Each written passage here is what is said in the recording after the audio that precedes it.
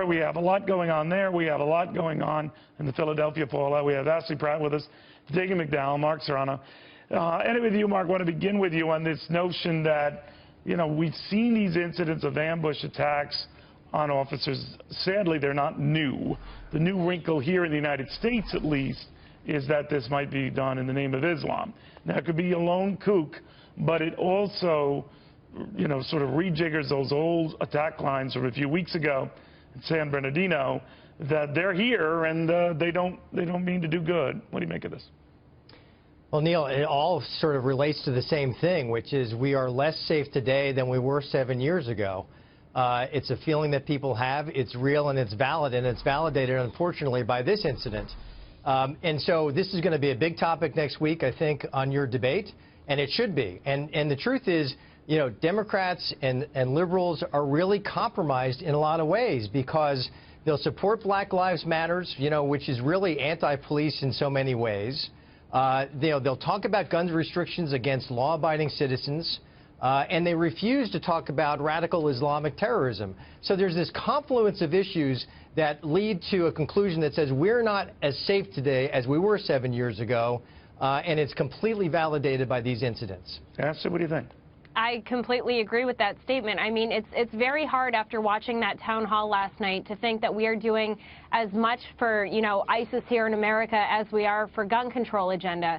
And that's exactly what the issue is. You know, we have a president who's willing to peddle everything to save his presidential legacy, but what are we doing to protect Americans here at home? One way to do that is to allow Americans to be armed and to be able to defend themselves in rogue situations like this, when we don't know who, you know, ISIS is tapping here in America. I think the FBI and, you know, all these terrorism task force are doing the best they can to identify that, but I don't think that we're taking enough steps to really be serious about terrorism here at home. And I think that, again, it should be something that is talked on the 2016 campaign trail, because Americans are concerned. Americans are afraid to go to the mall. I'm afraid to get on the metro. I never know what's going to happen, and I know that not being able to arm myself in D.C. is something that is of concern to me. Well, you know, it's easy to jump to political conclusions both ways. I mean, the one thing that I found surprising, Dagan, within nanoseconds of this coming out, the new Philadelphia mayor talking about all the guns out there, and the irony of this case, if it's true, and I don't dismiss what the police commissioner just said, this 30-year-old assailant had a stolen police gun. So he got it from a cop. He stole it from a cop. So I don't know if that makes his point, but what do you think?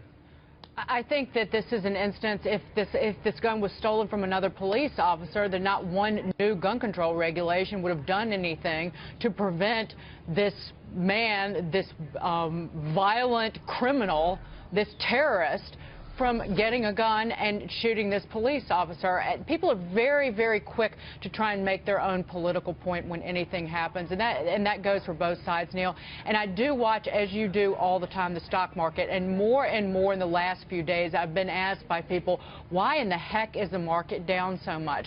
We need to look at the American people, and as Ashley was pointing out, as Mark was pointing out, do we feel safe in this country? Because if people don't feel safe and they retrench and they stay home and they save more and don't spend, that in and of itself, that change in confidence and change in behavior can cause a recession. That is some of what this market is telling you. Look at that great jobs report we got this morning from last month. The market's barely budging. Dow down, worst start to a year Very good ever. Point. Very good point. All right, thank you guys very much as always.